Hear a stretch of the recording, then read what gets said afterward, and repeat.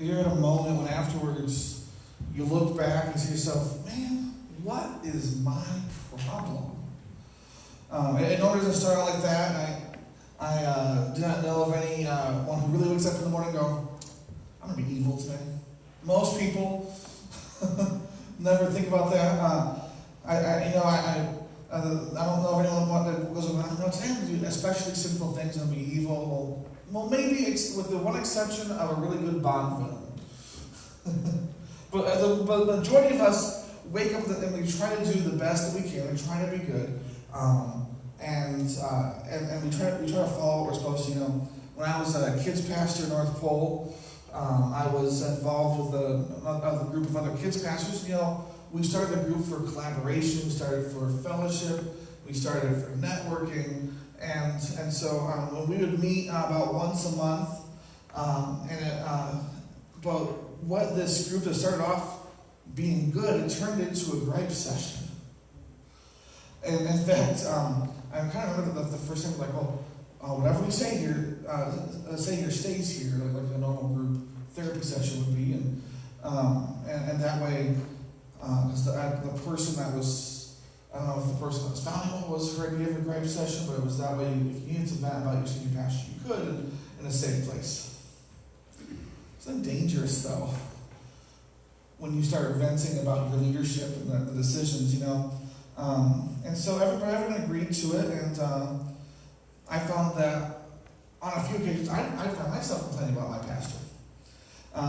There was a time when he assumed that I messed up because somebody had said something without ever actually talking to me, and I remember how upset I was and frustrated, because pastors are people, we are going to mess up, and I remember being so frustrated that he just called me up, assumed that I did wrong, instead of talking to me first.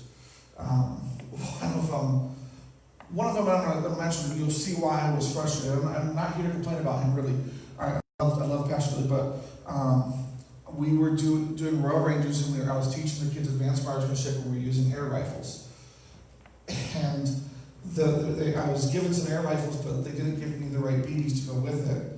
And so we ended up just talking about positioning and how to hold the rifle and proper gun techniques. And there's something you would teach anybody before you grab a weapon. But one of the boys went home and he liked to tell stories, and he went home to his mom and said, oh yeah, we know how powerful they were because even though with nothing in it, we pump it up and shoot each other in the face. And so I got this reaming from my pastor. I would never allow that. And so you can see why I was a little upset because he first assumed. But I found that, when I went to this, and I started complaining about my pastor, it didn't make me feel any better. And it really twisted it, I remember ranting with this group, and I thought, yeah, this is the place where I can be honest, because I never talked to this anyone in the church, and as I wanted to uphold him in the church and stuff. But while that's true, one day it hit me, man, what is my problem? Why did I see the need to demean my pastor's reputation among other ministers? What did it do for me? And so before long, I really stopped going. It was not any. It had started off with good intentions, and I think I stopped going right after. I don't know if you guys remember the Toby Mac Festival that was up in Fairbanks. We were part of coordinating the kids part with that. But while that part was good, the majority of the group ended up being complaining about pastors. And it's not a good place to be, because pastors are put in your life, whoever it is, whether it's my pastor or someone else, to lead you, and you're supposed to be following them. And so I know Philippians 2:3-4 says, let nothing be done through selfish ambition or conceit, but in lowliness of mind let each esteem others better than himself. Let each of you look out not only for your own interest, but for the interest of others. And so, I realized that, I was doing this, maybe to fit in the group, I was doing this to make myself look better, make my pastor look worse. And that's not the thing is, so I knew I had to stop, because not only was it sinful to talk against the leader that God had placed over me like that, but I wasn't doing it for any good reason to make myself look better. I was doing it out of a base of pride. And so that's me. What about you? Do you see yourself as a good person, or are you just covering it up? I'll be honest, in that moment after I was confronted with my sin, I honestly asked myself the question, and I would honestly have you ask yourself, what is my problem? Because and I can't say, I was a new Christian. That excuse didn't work. I was a pastor. I was a kids pastor. And yet it doesn't matter how long you are a Christian until either Christ comes or we're taken home, we're not perfect yet. And there's still stuff that God can work on. And it came from a place of pride. So why does my pride get the best of me more often than I would like to admit it? That's what we're talking about today. Pride is a universal problem.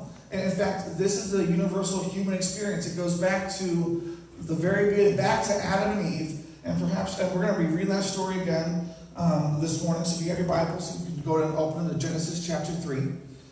And in Genesis 3, we find ourselves in the garden. And it was literally a paradise manufactured, created for people. It was created as this place to live. And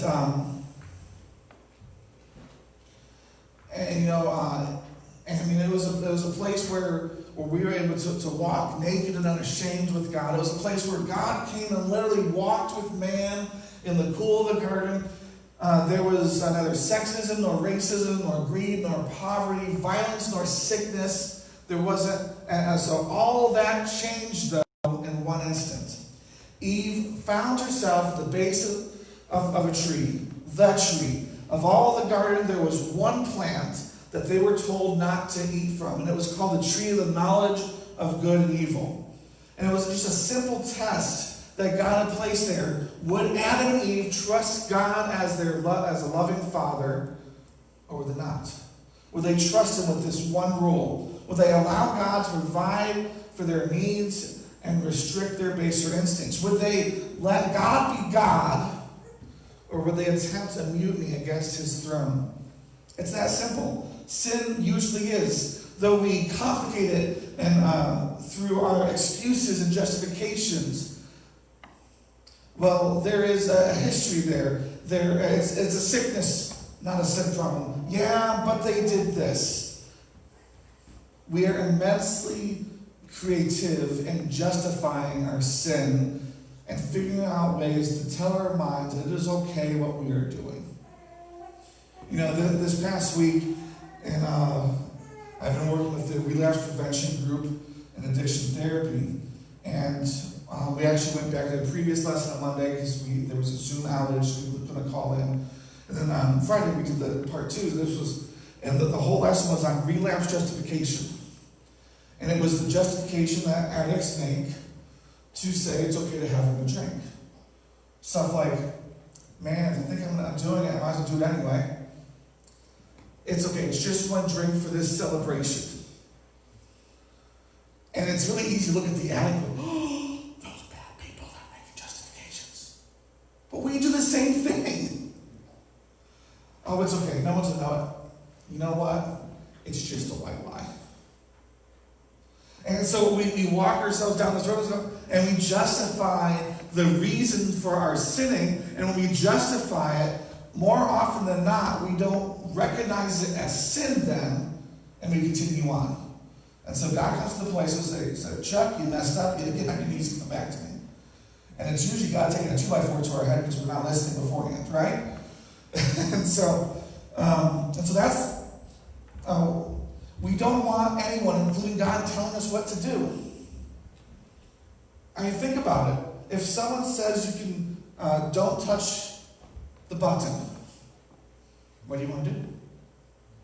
Touch the button. There's a great Toy Box Tale, which if you don't know Toy Box Tales, it's a kids pastor thing. And the whole thing was called Don't Touch the Button. And the whole thing is justification. I should have grabbed it because you guys would love it. It's hilarious. But and they're going, what's the button do? It doesn't matter. God says don't touch it, don't touch it. And so it kind of that's where we find Eve. What does it really do? What is that tree for? And the fact is, don't matter. If God says don't eat it, don't eat it. Trust that whatever God has for you is good.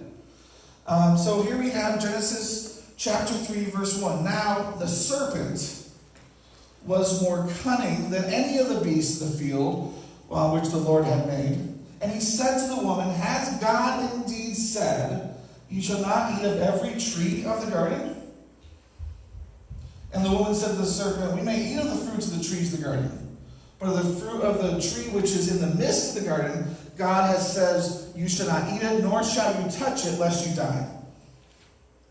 So, it's really, first, Satan starts off with this bogus thing. That is obviously not true. Man, has God really said you can't eat of any of these trees? Has God really said you can't have food? Come on, God would not say that. Has God really said that you can't love whoever you want? Come on. God's got a love. Love must be okay. That's where he starts. And then Eve goes through, and I want you to notice what she says. No, we can eat from all these trees, but the fruit of the tree, God has said, here's what she says. God has said, you shall not eat it, nor shall you touch it, lest you die. What does she do there? There's that second phrase, nor shall you touch it. God never said you can't touch the tree. If you wanted to, you could have a picnic under a tree, get up against the back of it, and have a great time. That was not what God had said. But that was something that Eve had added. She interpreted God's commands as more stringent than it actually was. And why would she do that? Well, obviously we can't know for sure, but we do know, however, that we often do the same thing. And I know why we do that. There's a couple of reasons. I'm going to be transparent. First, we add an extra rule because we don't trust ourselves to begin with. So I had a layer of rules to keep myself from crossing the line. And the church and religion has been so good at doing this.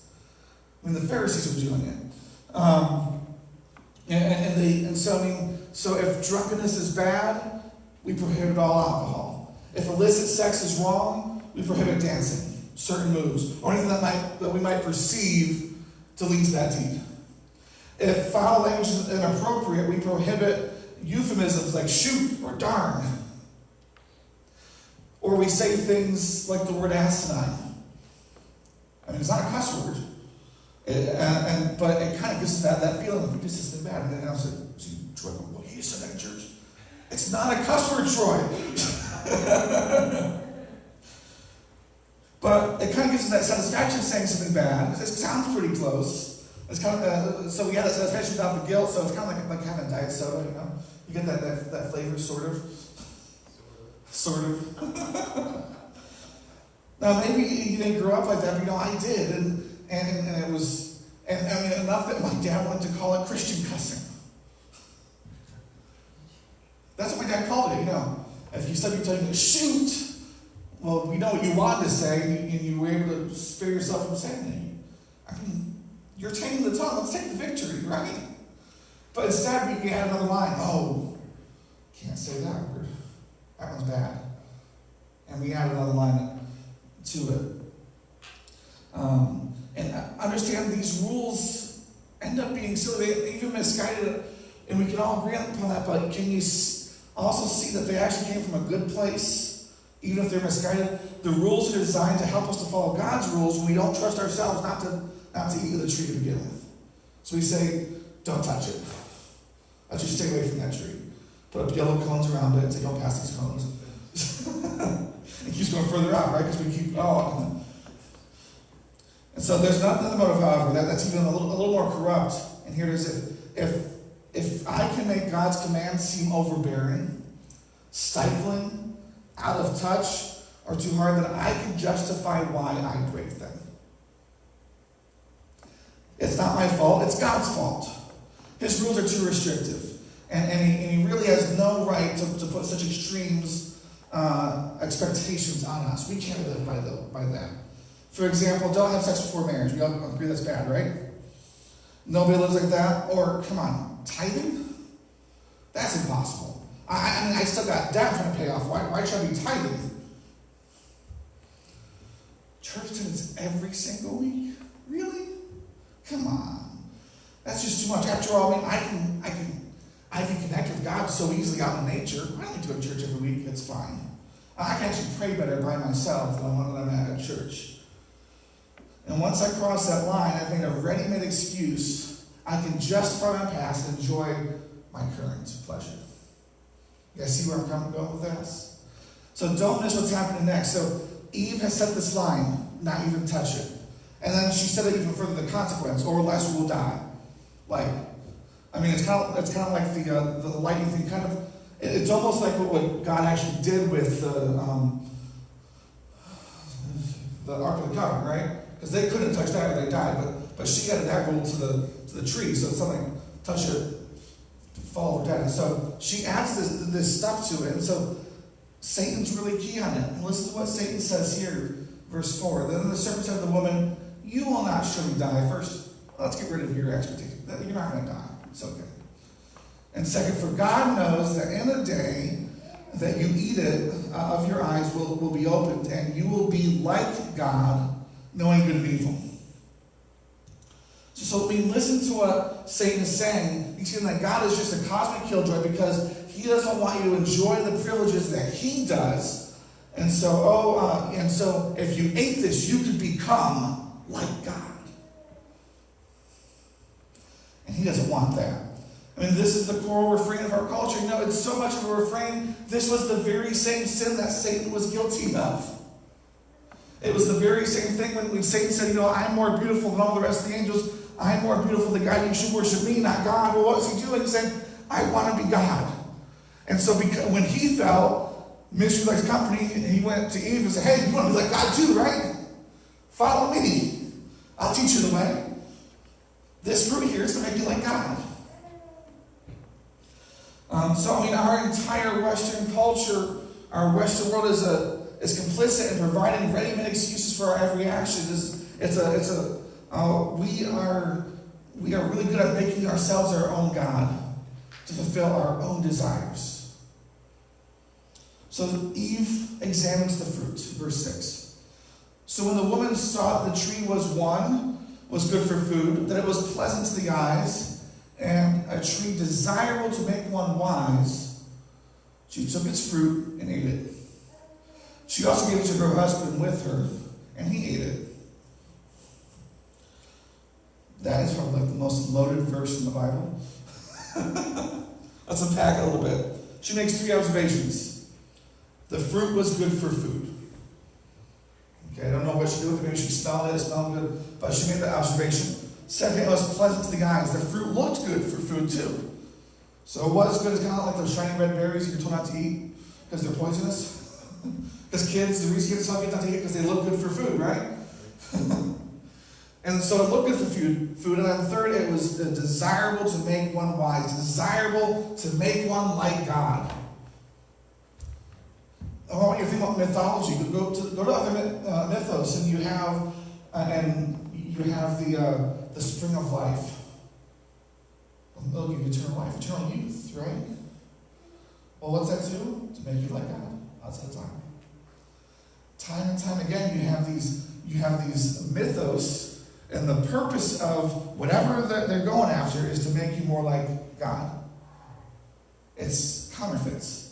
And so here again, here's the thing. All 3 of her observations were true. In fact, that is true of all temptations. These are an adequate summary of everything that seduces us away from God, whether it's greed, lust, pride, ambition, whatever your vice may be. Fast forward to the end of the Bible. 1 John 2:16 says, for all that is in the world, the lust of the flesh, the lust of the eyes, and the pride of life is not of the Father, but of the world.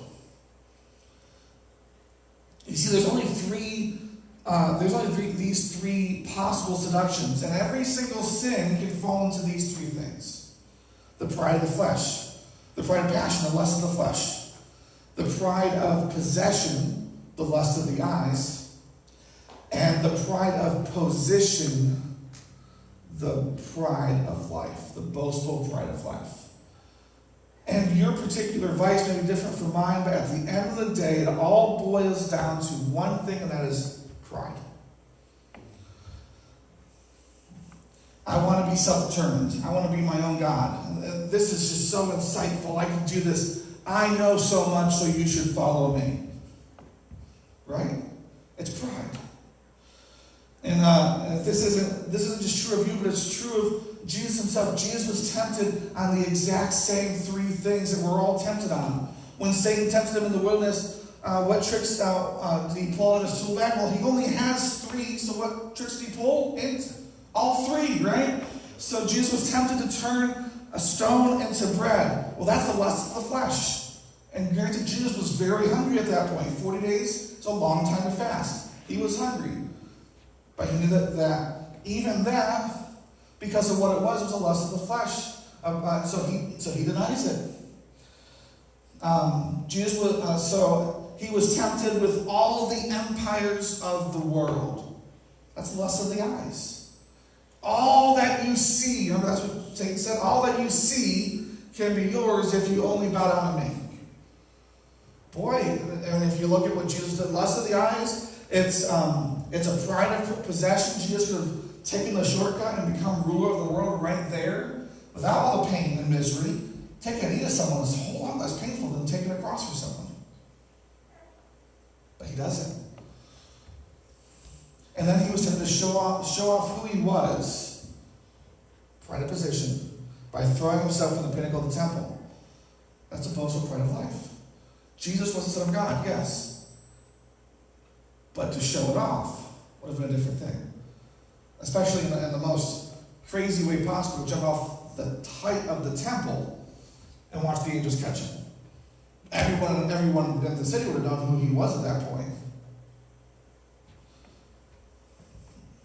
But it comes back to that sin of pride. You see, these three categories really are the only ones that were tempted, and all of them have their base in pride. So notice what captured Eve. She wanted to be like God, so she took the bait and took a bite.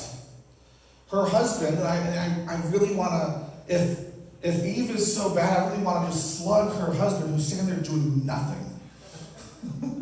He is watching his wife get tempted. And I think he agreed with her. Because it doesn't say, and then Adam and Eve had a 5-hour argument, and then Adam finally ate. No. It's so simple. She took the fruit and ate it, and she also gave it to her husband with her, and he ate it. He's standing right there. He's in the midst. And so Eve falls victim to pride. Her husband standing idly by, relinquishing his leadership of their relationship, and he follows suit. Adam was the leader. He was the one that God said, "You shall not eat of this tree." It was his job to teach Eve. And had he told her that rule? Yes. And whether it was him that added the extra rule or Eve, we don't know. But he was right there. He knew the rule. He heard it straight from God himself and did nothing. And so he fails as a leader. He fails as a husband. He fails as a man there. And they got what they wanted. Their eyes were open and they were keenly aware of both good and evil. The good that they lacked and the evil that they embodied. This reminds me of the old adage, be careful what you wish for. You might just get it. Right? And so many of us find ourselves in a similar predicament. We want independence. And when we get it, we find ourselves naked and ashamed saying, what did I do? We want to leave home and make our own way, only to find ourselves isolated, financially insecure. In marriages, we want our own space, our own bank account, our own relationships, only to find that because of all that, separation and emotional isolation results in the marriage is deteriorating. I could go on, but you have all felt the consequence of seeking independence, of seeking your own way, only to find that you and I are incapable of being a divine agent in our own life. And so Satan's pulled a fast one. He actually got God's children to follow him instead. How? What was his strategy? Well, he uses this three-pronged approach, and it's working so well that he doesn't stop doing it. It works in the garden then, and it works now. And my guess is it works as equally well on me as it does on you. And so the first part of Satan's strategy is to turn is to turn the blessings of God into a burden. God gave me a garden. Satan made it seem like a prison. God was keeping them from something. In fact, he made it seem like God was keeping them from everything. Now, obviously, Eve knew better. She said, God gave us every tree except this one. But you start off with, can you not eat anywhere? Really? God did that to you? However, notice what she does next. She exaggerates God's restrictions. Not only were they not to eat of the fruit, but they weren't to touch it, but God never said that. Satan planted a seed of doubt at the beginning, and that seed grew roots in Eve's mind, and she doubted the goodness of God. She doubted the provision and the place of honor, the place of blessing that God had placed her in. And once she started to doubt, she started to doubt other things as well. She questioned whether God had her best interests in mind. What about you? How many times have you turned a gift from God into obligation? The Bible becomes a textbook. I have to read this rather than a guide to follow. And so you read it, but you don't ever fall in love with it. It's a textbook. Baptism becomes a commandment to be obeyed rather than a gift to be received. Worship becomes a duty, including intruding on my weekend rather than a highlight of my week where I'm going to celebrate my Creator among those who share loyalty to Him. Satan is so effective at turning God's blessings to make them seem like burdens. So it's so important for us to remove that veil. Next part of Satan's approach is he tells half-truths that become full-blown deceptions. Satan seldom outright lies, because you'd see that. But rather than telling Eve there will be no consequences for eating the fruit, so who would believe that? She knew there'd be consequences. God told not to. He says, you surely shall not die. And in fact, at that moment, she didn't physically die. Spiritual death happened, instantaneous. But she didn't die. Satan told a half-truth. Yeah, you won't die right now. You won't die physically. But it wasn't the full truth. And so here's what Satan does. Satan hides the price tag of our sin from us.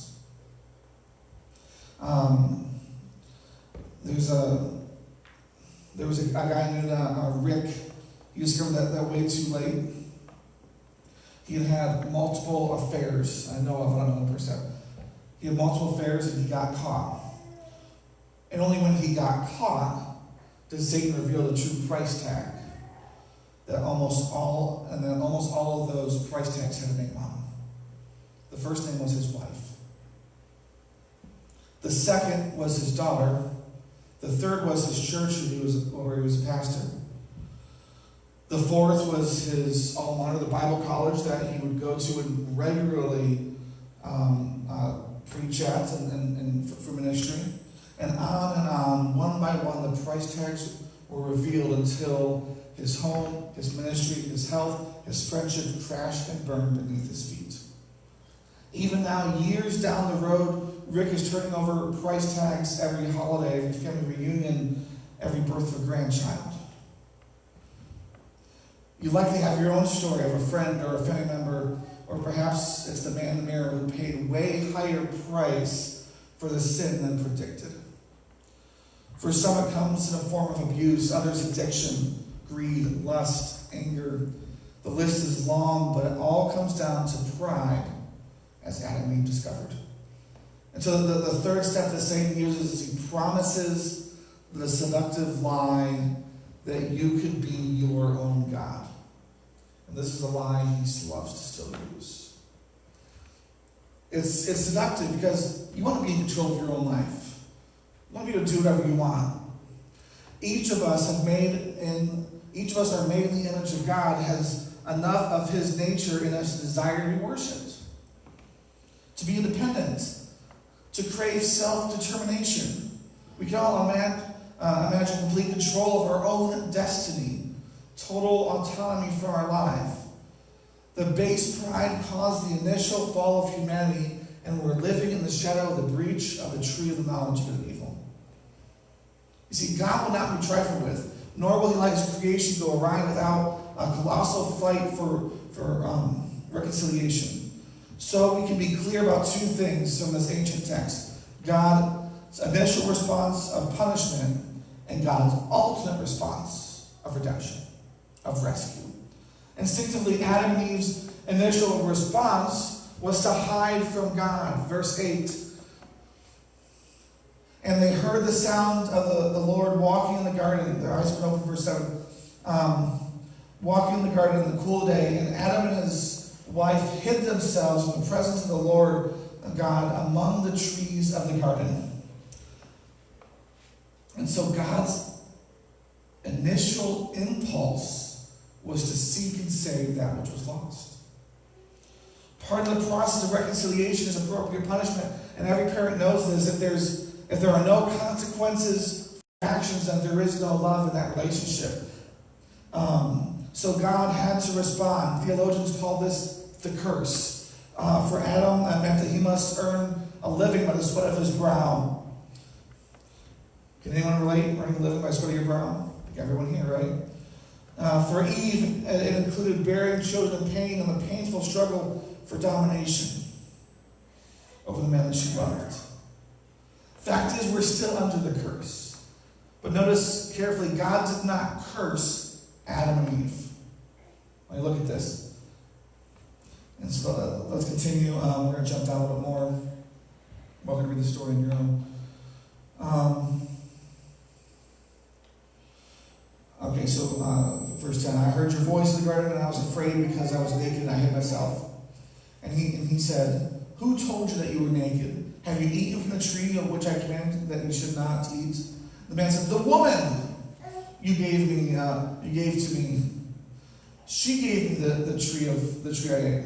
I want to notice just real fast who Adam is really blaming here. Is he blaming the woman? Huh? He's blaming God. The woman you gave me. And then the Lord said to the woman, what have you done? And the woman said, the serpent deceived me and I ate.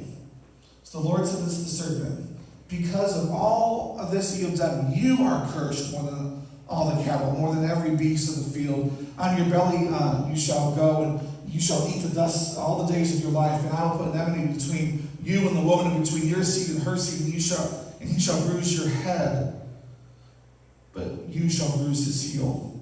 And then verse 16, to the woman he said, I will greatly multiply your sorrow and your conception. In pain you shall bring forth children. Your desire shall be for your husband, and he shall rule over you. In verse 17, then to Adam he said, because of you have heeded the voice of your wife, and have eaten the tree of which I commanded you, saying, you shall eat of this tree. Cursed is the ground for your sake. In toil you shall eat of it all the days of your life. Both thorns and thistles it shall bring forth, and you shall eat the herb of the field. In the sweat of your face you shall eat the bread, till you return to the ground. For out of it you were taken, from dust you are, and to dust you shall return. So God curses the serpent. God curses the ground. He doesn't curse Adam and Eve. Is there punishment that comes from that? Absolutely. But they're not the ones cursed. Our struggles, our pains in this world are part of God's strategy to draw us closer to him. The other part of the God's strategy is talked about, I just read it, I'm going to go back, is seen in verse 15. And I'll put an enmity between you and the woman, talking to the serpent, and your seed and her seed. And he shall bruise your head, and you shall bruise his heel. And so the veil prophecy points towards the cross of Christ. Satan would strike, but that very strike would cause Satan's ultimate demise. And so right at the very beginning, God's response is, let me show you a way towards redemption. And that's where he starts. And so while man has ripped themselves from God, while they've destroyed the relationship, God is saying, I'm making a way back. So where does that leave us today? What is our response? If you recognize yourself in the story, but you've not recognized God in your story, today's the time to come back to God. Maybe you've recognized yourself and you're going, man, this pride thing, I'm seeing it in a different light today, and I need to get back with God again. You know, and I think the process of salvation is saying, you know, God, I messed up. Has God forgiven you already? Absolutely. Should you feel guilty from it? No. But should you come to the Father and say, God, I need more of you. I need to take this out of my life. Absolutely. That's what he desires each and every day. So as we wrap up, I got this song. It's Like an Avalanche by Hillsong. Words on the screen, but I just want to take this time to look at yourself again and say, hey, what is God saying I need to remove today? What part of pride have I been playing with? Have I been deceiving myself with? And allow God to work in your life.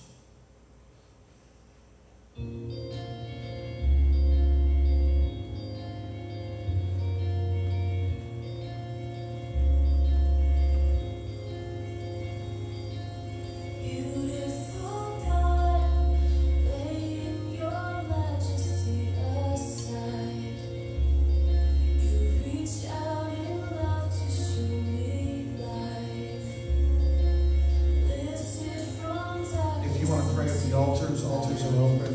Feel free to respond however you feel is appropriate. God is saying to this moment.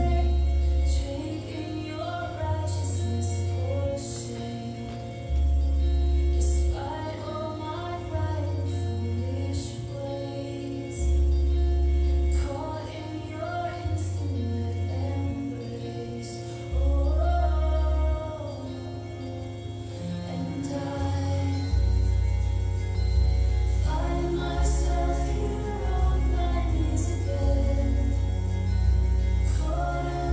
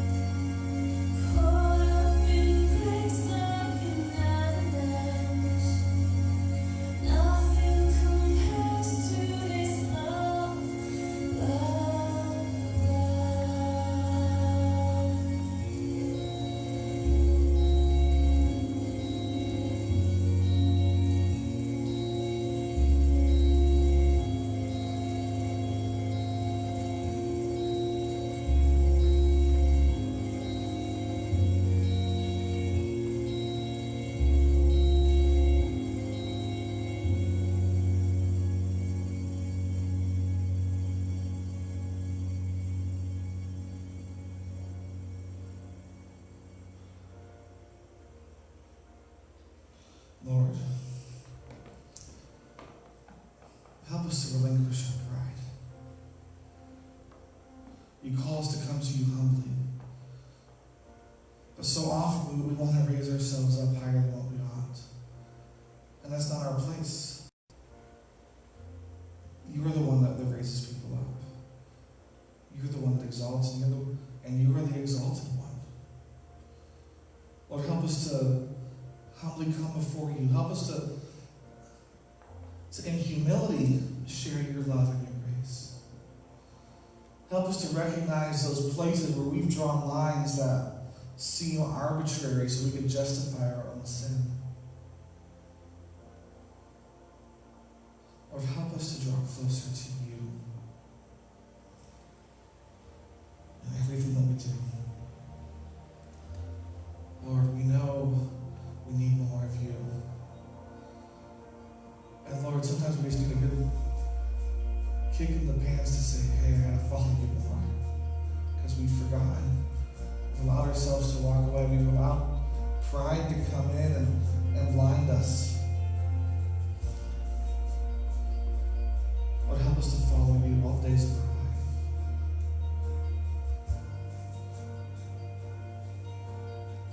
Lord, I pray that as we look out into the world, as we look at people that are lost, that we see them for who they are. Scared, lonely children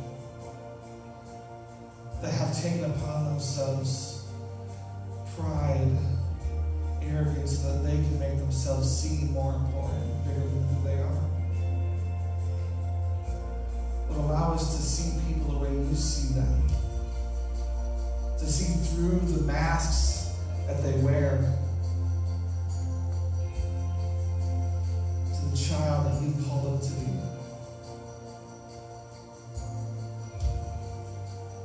Lord, I pray that you open up doors for us in our dead lives to talk to people about you. Jesus, we love you, and we thank you for all that you do. Lord, we pray that you be with us as we leave today, Lord, that you be with us. As we continue on this week.